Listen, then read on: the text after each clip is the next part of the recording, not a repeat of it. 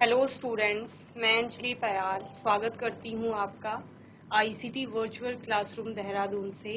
कैसे हैं आप सब लोग? उम्मीद करती हूँ आप सब लोग अच्छे होंगे और अपनी लाइफ में बहुत बेहतर कुछ कर रहे होंगे। आज हम बात कर रहे हैं क्लास 9th के साइंस की, और जैसा कि चैप्टर 1 का रिवीजन हम यहाँ पर कर रहे थे, तो आज के सेशन में भी वही करेंगे। जो जो इम्पोर्टेंट टॉपिक्स हैं उनके बारे में बात करेंगे। ओके, तो आइए चलते हैं, एक बार क्विक रिवीजन लेंगे उन टॉपिक्स का जो हमने पहले लास्ट सेशंस में अपने पढ़े थे। ओके, तो चैप्टर 1 क्या है? मैटर इन अवर सराउंडिंग्स, यानी हमारे आसपास के पदार्थ, यानी जितनी भी वस्तुएं आपको अपने आसपास दिख रही हैं वो क्या है, वो पदार्थ की श्रेणी में आती है या नहीं आती है, इसके बारे में हम सीखेंगे। पदार्थ क्या होता है उसके बारे में हम सीखेंगे। पदार्थ आपको कितनी अवस्थाओं में मिल रहा है उसके बारे में हमने सीखा था। साथ ही साथ पदार्थ की एक अवस्था का दूसरी अवस्था में परिवर्तन किस प्रकार से होता है उसके बारे में हमने बात की थी। ठीक है,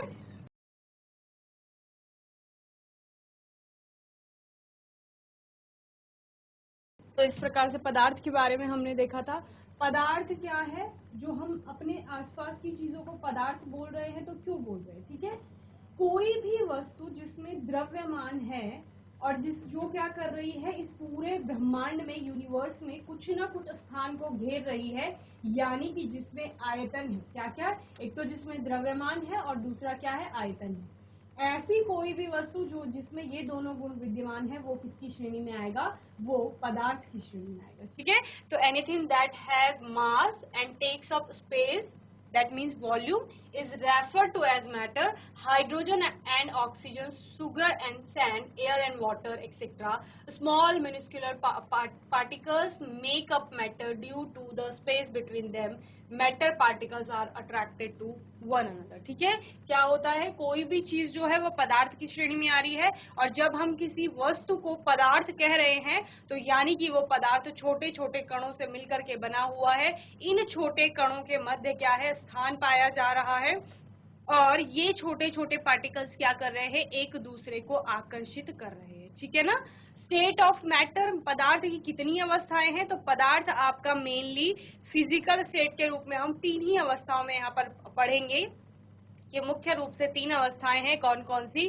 ठोस, द्रव और गैस। ठीक है, इन तीनों के बारे में पढ़ेंगे। इन तीनों के बारे में कैसे पढ़ेंगे? हम बात कर रहे थे कि जो आपका पदार्थ है वो छोटे छोटे कणों से मिलकर के बना हुआ है। कणों के मध्य में रिक्त स्थान है, और ये कण क्या है? आपस में आकर्षित होते हैं, एक अट्रैक्शन फोर्स के थ्रू क्या है? जुड़े हुए हैं।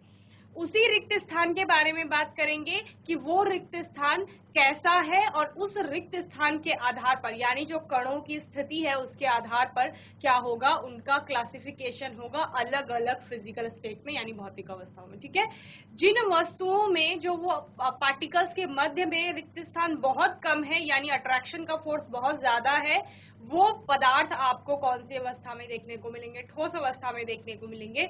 वहीं पर जहां पर वो रिक्त स्थान थोड़ा ज्यादा हो जाता है, उस अवस्था को आप द्रव अवस्था कहते हैं। इसके अतिरिक्त जब वो रिक्त स्थान बहुत बढ़ जाता है तो उसको आप क्या कहते हैं? कि अब पदार्थ आपका गैसीय अवस्था में है। ठीक है, तो इस प्रकार से 3 पदार्थ की हमने अवस्थाएं देखी, और हमने कहा जल आपको तीनों अवस्थाओं में देखने को मिलता है।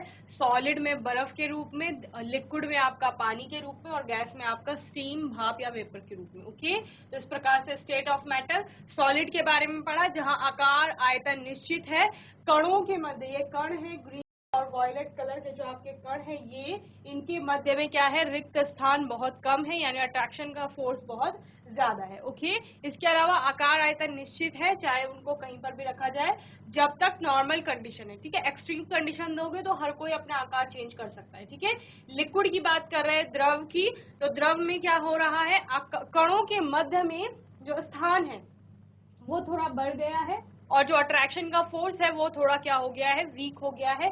वहीं पर आप क्या बोलते हैं? इसका आकार जो है वो निश्चित नहीं है। जिस भी बर्तन में या वेसल में आप किसी भी द्रव को डालेंगे ये उसका आकार ग्रहण कर लेते हैं। और बात करेंगे आयतन की, तो आयतन इनका फिक्स रहता है। अगर आप 1 लीटर का पानी ले रहे हो, उसको 1 लीटर के बॉटल में रख रहे हो तो वो 1 ही लीटर आयतन ग्रहण करेगा, या फिर आप उसको किसी भी बड़े 10 लीटर के टैंक में डाल दो या फिर 10 लीटर के किसी वेसल में डाल दो, तो वहां पर भी वो 1 ही लीटर आयतन क्या करेगा, ग्रहण करेगा। बात करेंगे गैस की, तो गैस में जो ये कणों के मध्य में स्थान है ये बहुत ज्यादा बढ़ जाता है, यानी कण दूर दूर चले गए हैं, कणों में रैंडम एक मोशन आ गया है कि किसी भी प्रकार से गति कर रहे हैं, कहीं भी आ जा रहे हैं, घूम रहे हैं, और आप क्या बोलते हैं, अट्रैक्शन का फोर्स बहुत ही नेग्लिजिबल हो गया है, यानी कि नगण्य टाइप का हो गया है। और वहीं पर आप क्या कहते हैं, इनका आकार और आयतन दोनों ही अनिश्चित है, यानी कि जिस बर्तन में डाले जाएंगे उसका पूरा आयतन ग्रहण कर लेते हैं, साथ ही आकार भी उसी का ग्रहण कर लेंगे। Okay,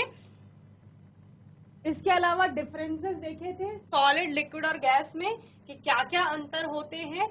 physical nature of matter, पदार्थ की भौतिक प्रकृति क्या होती है उसके बारे में बात किए थे। और पदार्थ के कण, जो कण की बार बार बात आ रही है, उन कणों के लक्षण क्या क्या हैं, यानी कि उनका जो प्रॉपर्टीज होगा या आप कैरेक्टरिस्टिक्स बोल सकते हैं, यानी विशेषताएं, वो क्या क्या होंगी। ठीक है, तो विशेषताओं में सबसे पहले जो हमने बात की थी कि पदार्थ के कणों के बीच में एक रिक्त स्थान पाया जाता है, ये उसकी क्या है, एक विशेषता है, जिसमें ये हमको किस प्रकार से देखने को मिल सकता है, जैसे कि आपने पानी में नमक या चीनी को घोला है और घोलने पर आप देखते हैं कि पानी का स्तर में किसी भी प्रकार से कोई बढ़ोतरी नहीं हुई है, स्तर उतना ही रहा पानी का, यानी कि कुछ तो पानी के कणों के मध्य में रिक्त स्थान था जहां पर जाकर के चीनी के कण बैठ गए हैं। ठीक है, तो इस प्रकार से हमें देखने को मिलता है। Particles of matter are always in motion, पदार्थ के जो कण होते हैं वो हमेशा गति में रहते हैं, डिपेंड करता है उसकी फिजिकल स्टेट में, यानी कि उसकी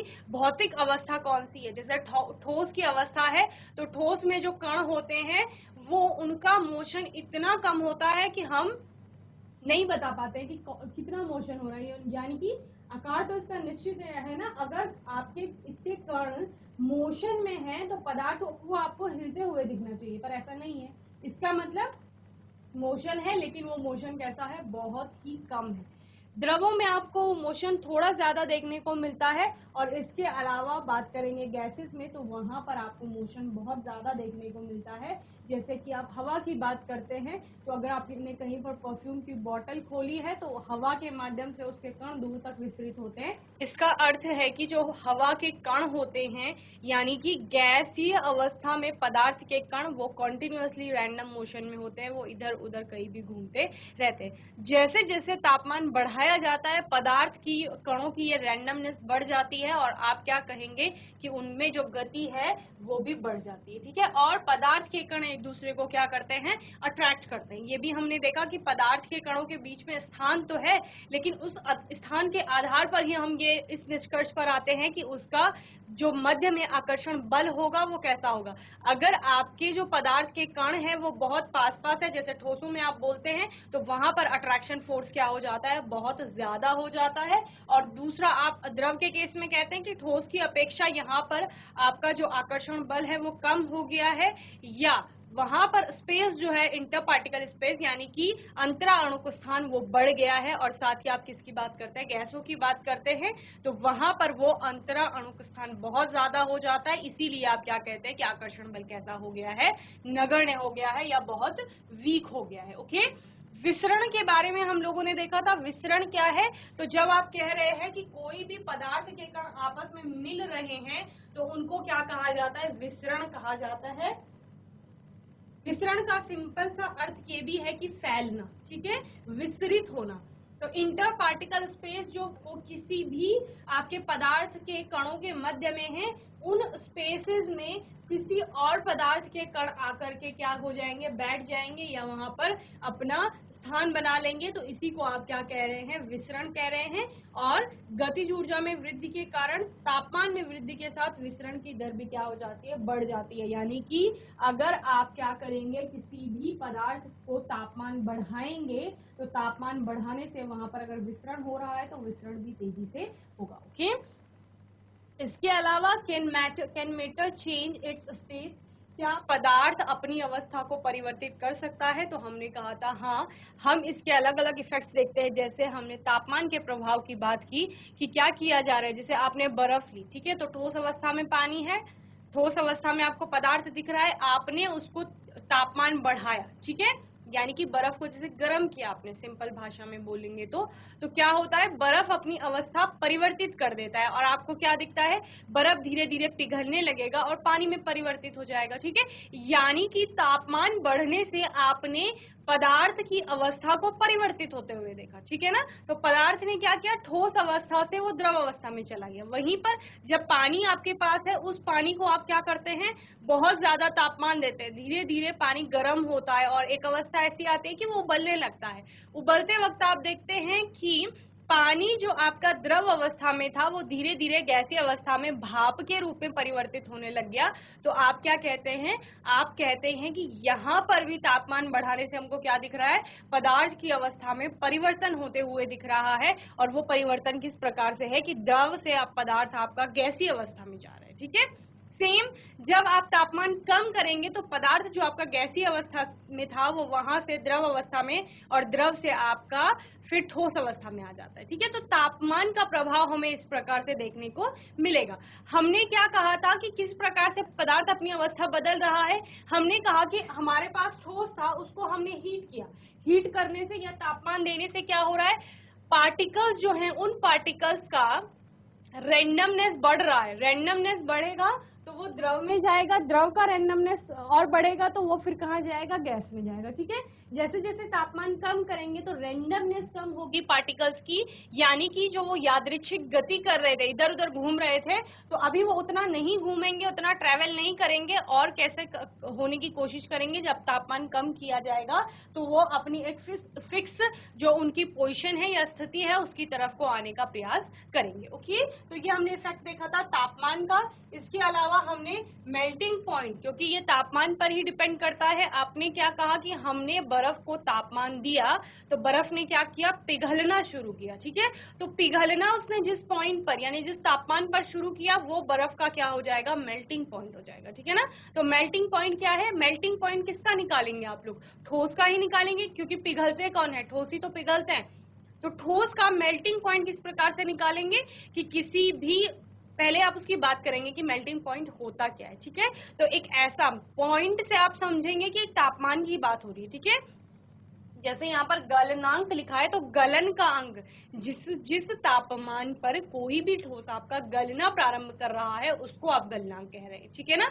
तो आपने कहा कि कोई भी ठोस जिस तापमान पर पिघलना शुरू करता है उसको सिंपल लैंग्वेज में क्या बोलेंगे, मेल्टिंग पॉइंट बोलेंगे। बस आपको वहां पर वायुमंडलीय दाब की और उस जो जितना भी दाब वहां पर है उस पर ध्यान देना है। ओके, किसी ठोस के गलनांक को उस तापमान के रूप में परिभाषित किया जाता है जिस पर वायुमंडलीय दबाव पर ठोस पिघलकर तरल बन जाता है, ठीक है। या एक वायुमंडलीय दाब की आप बात करते हैं। गलनांक पर ये दो चरण, यानी कि मेल्टिंग पॉइंट पर आप जब किसी भी पदार्थ को देखते हैं तो वो आपको दो अवस्थाओं में देखने को मिलता है। दो चरण से तात्पर्य है दो अवस्थाओं से, ठीक है। यानी कि उस पॉइंट पर वो ठोस अवस्था में भी आपको दिखेगा और उसी पॉइंट पर वो द्रव अवस्था में भी आपको दिखेगा। समझ रहे हैं, अगर हम 0 डिग्री सेल्सियस बोल रहे हैं कि इतना मेल्टिंग पॉइंट है वाटर का, तो उस 0 डिग्री सेल्सियस पर आपको पानी बर्फ के रूप में भी दिखता है और पानी के रूप में यानी कि द्रव अवस्था में भी आपको दिखेगा। ओके, तो किसी भी पदार्थ की बात हो रही है, सभी पदार्थ आपको दोनों ही अवस्थाओं में देखने को मिलेंगे गलनांक पर, ठीक है, जो उनका गलनांक होगा। और प्रत्येक पदार्थ के लिए उसका गलनांक क्या होता है, अलग अलग होता है। समझ रहे हैं, यानी पर्टिकुलर उनका मेल्टिंग पॉइंट होता है। अगर हम वाटर की बात करें कि 0 डिग्री सेल्सियस है, इसी प्रकार किसी अन्य सब्सटेंस की या कंपाउंड की बात करेंगे तो उसका मेल्टिंग पॉइंट अलग होगा। ओके, फ्यूजन की बात की थी कि फ्यूजन क्या होता है, तो जो जब क्या हो रहे हैं, दो हल्के एटम आपस में कोलाइड कर रहे हैं या फिर क्या कर रहे हैं, जुड़ रहे हैं और संलयित होकर के क्या बना रहे हैं, एक भारी एटम बना रहे हैं, तो उसको फ्यूजन कहा जा रहा है। इसमें बहुत ज्यादा एनर्जी आपकी इवॉल्व हो रही है, ऐसा आप पढ़ते हैं। तो when two atoms collide to create a heavier atom, जब दो एटम यानी दो परमाणु आपस में जुड़ करके एक भारी परमाणु बना रहे हैं, such as when two hydrogen atom, इस तरह जिस प्रकार से क्या हो रहा है, दो हाइड्रोजन के एटम कंबाइन हो रहे हैं, संयोग कर रहे हैं to create one helium atom, क्या बनाने के लिए, एक हीलियम का परमाणु बनाने के लिए this process is known as fusion. इसको क्या कहा जाता है? फ्यूजन कहा जाता है। This process generate enormous amount of energy many times more than fission and powers the sun. Okay, इसी प्रकार जिस प्रकार से आप फिजन की बात करते हैं तो उससे ज्यादा यहाँ पर टेम्परेचर आप कह रहे हो या एनर्जी क्या हो रही है? जनरेट हो रही है। ओके, संलयन के बारे संलयन है आपका फ्यूजन, जब दो परमाणु एक भारी परमाणु बनाने के लिए टकराते हैं, जैसे जब दो हाइड्रोजन परमाणु मिलकर एक हीलियम परमाणु बनाते हैं, तो इस प्रक्रिया को संलयन के रूप में जाना जाता है।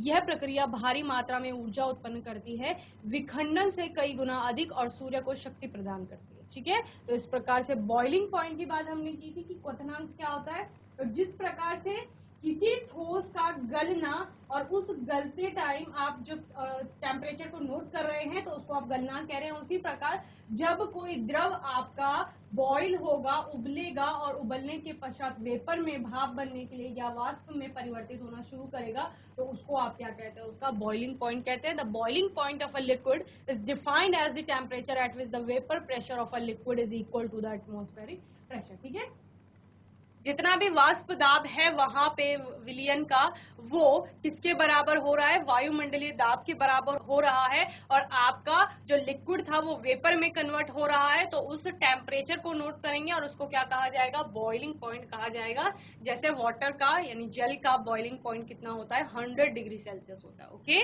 100 डिग्री सेंटीग्रेड पर आपका जो वाटर है वो वाष्प में बदलना शुरू करता है। ओके, द्रव के क्वथनांक को उस तापमान के रूप में परिभाषित किया जाता है जिस पर तरल यानी कि द्रव का वाष्प दाब जो है वो वायुमंडलीय दाब के बराबर होता है। किसी भी सामग्री के लिए यानी कि पदार्थ के लिए क्वथनांक वह तापमान बिंदु होता है जिस पर वो पदार्थ तरल चरण में यानी कि जो आपका द्रव वाली अवस्था है उसमें से गैसीय अवस्था में परिवर्तित हो जाती है।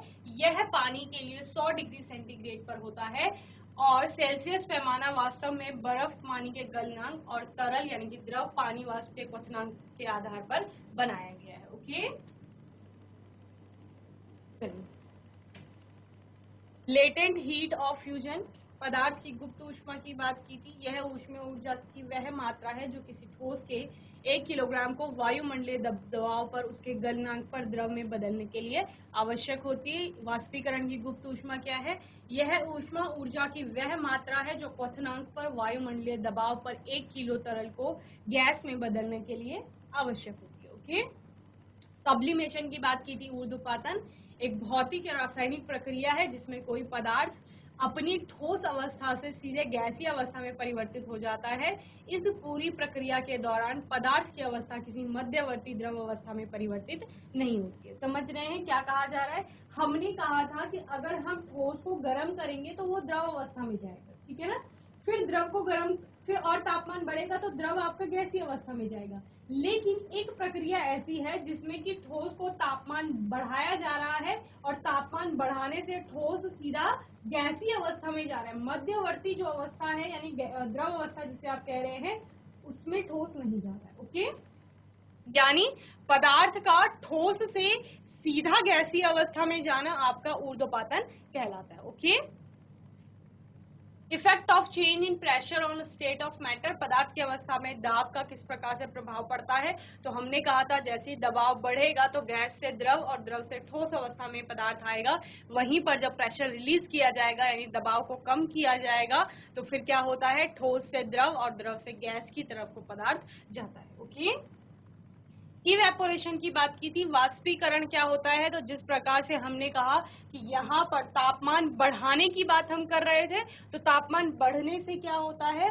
जो आपका पानी है वो भाप बन करके उड़ जाता है। इसी को आप क्या कहते हैं? वाष्पीकरण कहते हैं। ये घटना आप कभी कभी पढ़ते हैं कि क्वथनांक से कम तापमान पर ये घटना होती है। तो वह घटना जिसके द्वारा तरल अवस्था यानी कि द्रव अवस्था में अणु अपने क्वथनांक से नीचे किसी भी तापमान पर गैसीय अवस्था में क्या हो जाता है? एक सहज संक्रमण से गुजरते हैं, तो उसी को वाष्पीकरण कहा जाता है। ठीक है, the phenomena by which molecules in liquid state undergo spontaneous transition to the gaseous phase at any temperature below its boiling point is called evaporation। ठीक है, तो क्वथनांक से नीचे तापमान पर पानी क्या कर रहा है, भाप बन रहा है, यानी कि पानी से क्या तात्पर्य है कि जल आपका द्रव अवस्था में है। ओके, तो द्रव अवस्था से गैसीय अवस्था में उसका परिवर्तन हो रहा है, इसी को क्या कहा जा रहा है, वाष्पीकरण कहा जा रहा है। ओके, वाष्पीकरण को प्रभावित कौन कौन से कारक करते हैं उनकी बात करेंगे।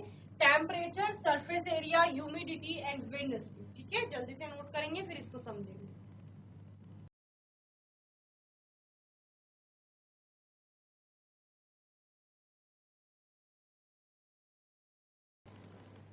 तो बच्चों बात हो रही थी फैक्टर अफेक्टिंग इवेपोरेशन, यानी कि वाष्पीकरण को प्रभावित करने वाले कौन कौन से आपके कारक हैं उनकी बात हो रही है। ठीक है, सबसे पहले बात हो रही है टेम्परेचर की, यानी कि अगर वाष्पीकरण हो रहा है तो तापमान उससे किस प्रकार से प्रभावित होगा।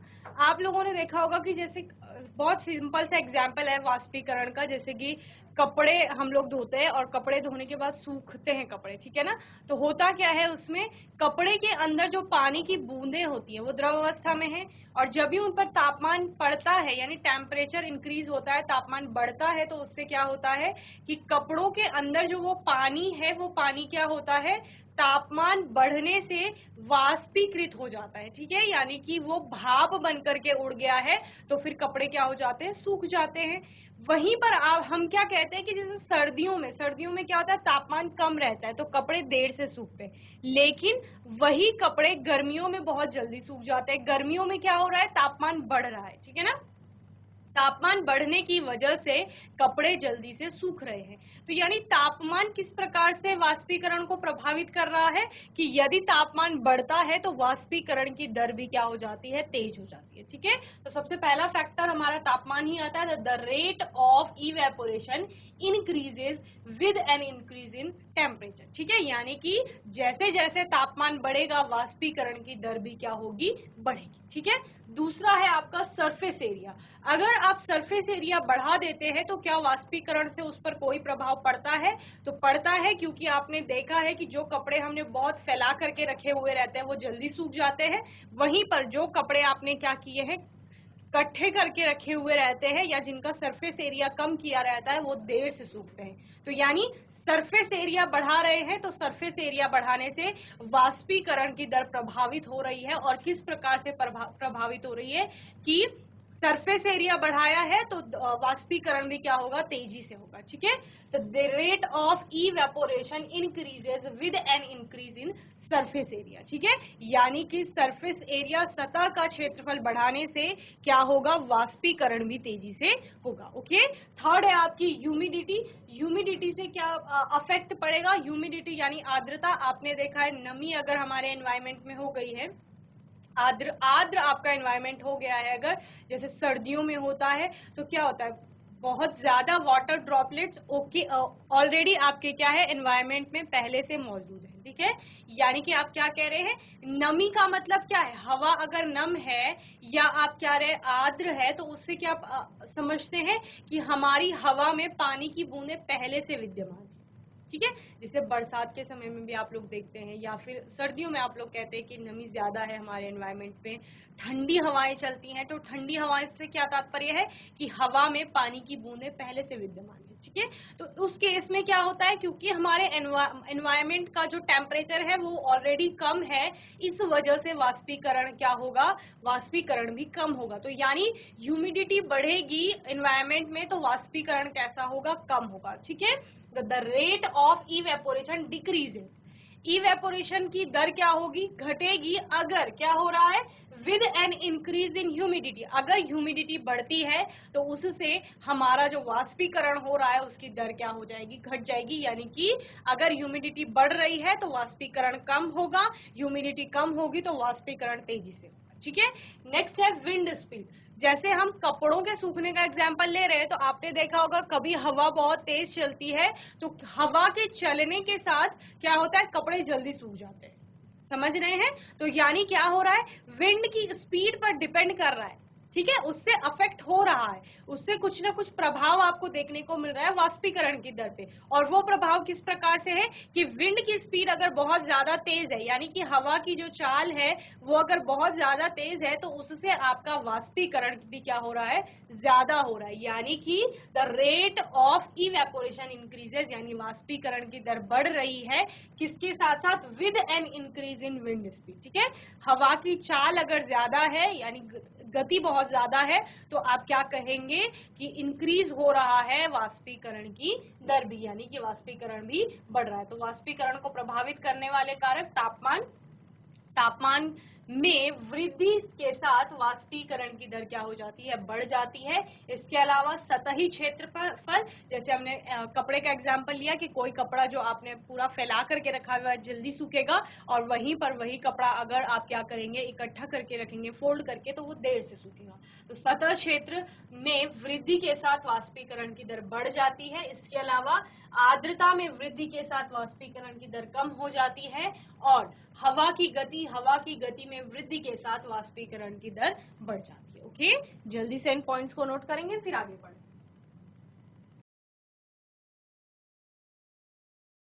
कूलिंग ड्यू टू इवेपोरेशन, वाष्पीकरण के कारण शीतलता उत्पन्न होती है। ठीक है, ये आप लोगों ने कैसे देखा है, जैसे कि हम क्या कहते हैं, घड़े में पानी रखा है, तो पानी, घड़े के अंदर तो कोई ऐसी मशीन नहीं है कूलिंग मशीन की वो पानी को ठंडा कर रही है। घड़ा किस फेनोमेना पे काम कर रहा है, इवेपोरेशन पर काम कर रहा है। ठीक है, घड़े में भी क्या हो रहा है, छोटे छोटे छिद्र है, पोर्स है वहां पर, और वो क्या हो रहे हैं, पोर से पानी बाहर रिस करके आ रहा है, और फिर वो पानी जो घड़े की सतह पर आ गया है, वो उस पर तापमान पड़ रहा है, या तापमान बढ़ रहा है, आप कहेंगे सूर्य का प्रकाश पड़ रहा है, उससे क्या होगा, वो जो सतही क्षेत्र पे पानी आ गया है वो वाष्पीकृत हो रहा है, और वाष्पीकृत होने के लिए वो जो ऊष्मा ले रहा है, ठीक है, वो कहाँ से ले रहा है, वो अंदर जो घड़े के अंदर पानी है वहां से ले रहा है। ठीक है, तो इससे क्या होगा, घड़े के अंदर के पानी से ऊष्मा क्योंकि बाहर खींच ली गई है वाष्पीकरण के लिए या वाष्पीकृत होने के लिए, तो अब जो अंदर का पानी है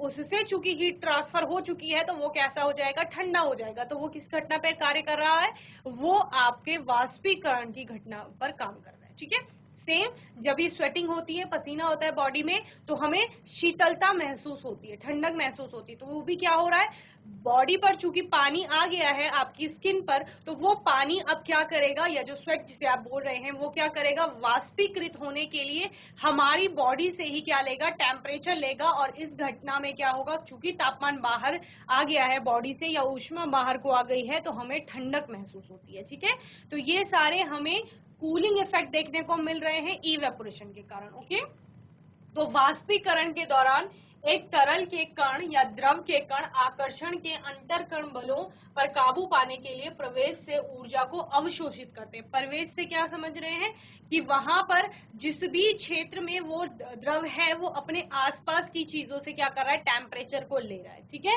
इसके अलावा जो आपका अवशोषित करते हैं और चरण परिवर्तन से गुजरते हैं। चरण परिवर्तन से कैसे गुजर रहे हैं, क्योंकि द्रव आपका किस में जा रहा है, गैसीय अवस्था में जा रहा है। ठीक है, तो हमने क्या बोला, चूंकि घड़े में पानी है और सरफेस पे पानी आ गया है, तो वो वाष्पीकृत होने के लिए क्या कर रहा है, घड़े के अंदर के पानी से ऊष्मा ले रहा है। सेम स्किन पे स्वेट आ गया है और वो क्या कर रहा है, वाष्पीकृत होने के लिए स्किन से ही टेम्परेचर को ले रहा है या ऊष्मा को ले रहा है। ठीक है, इस वजह से वहां पर हमें कूलिंग इफेक्ट देखने को मिल रहा है। एप्लीकेशंस ऑफ इवेपोरेटिव कूलिंग, ठीक है, वाष्पीकृत जो शीतलता है उसके कहाँ कहाँ अनुप्रयोग आपको देखने को मिल रहे हैं, या किन किन चीजों में शीतलता वाली घटना आपको देखने को मिल रही है। पहला है to keep water cool, it is kept in earthenware container similar to the pores in cotton fabric. The pores in the earthen pot surface area allow for more evaporation. ठीक है, क्या कहा जा रहा है कि जैसे पानी को ठंडा करने के लिए मिट्टी के बर्तन में रखा जा रहा है, क्यों, क्योंकि उस पर छोटे छोटे पोर्स हैं, जैसे कि आप क्या कहते हो, कॉटन फैब्रिक में, यानी कपास का या सूती कपड़ा जो होता है उसमें भी छोटे छोटे पोर्स होते हैं, तो वो पोर अलाउ करते हैं पानी को बाहर आने के लिए, और फिर अंदर से पानी से ऊष्मा ली जाती है, और वो ऊष्मा क्योंकि ट्रांसफर हो गई है। कैसे हो रहा है ये सब, हमने क्या कहा कि कोई आप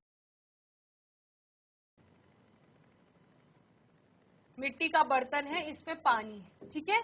यहाँ छोटे छोटे पोर है, इन पोर से पानी बाहर आ गया है इस सरफेस में।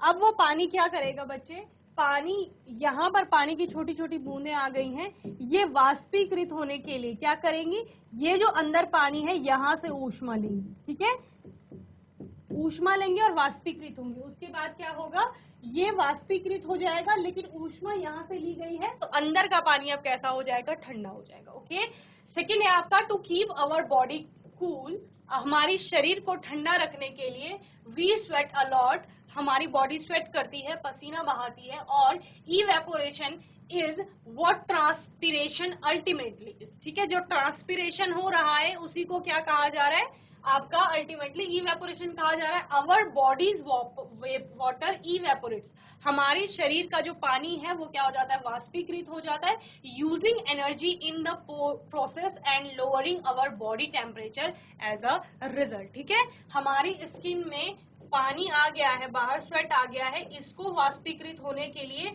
हमारी बॉडी से ही टेम्परेचर जाएगा और इस वजह से क्या हो रहा है, हमको शीतलता महसूस हो रही है। We dress in cotton during the summer since cotton is a powerful water absorbent, it allows more respiration to come into touch with the air, promoting more evaporation. We have a cooling effect when wearing cotton clothing because of this, ठीक है। अब cotton clothes पे भी क्या होते हैं, छोटे छोटे पोर्स होते हैं, और ये पोर अलाउ करते हैं किसको, पानी को या हवा को आस पार जाने से, इससे भी क्या होती है, शीतलता महसूस होती है। ये भी आपका इवेपोरेशन की घटना पर कार्य करता है। ओके, तो इस प्रकार से हमने सभी चीजों के बारे में पढ़ा जो कि वाष्पीकरण पर आधारित है, ठीक है। तो ये स्वेटिंग वाला फिनोमिना है, और ये आपका क्या है, अर्थन पॉट में, यानी कि मिट्टी का जो मटका है या घड़ा है वो क्या कर रहा है, किस प्रकार से शीतलता दे रहा है। ओके,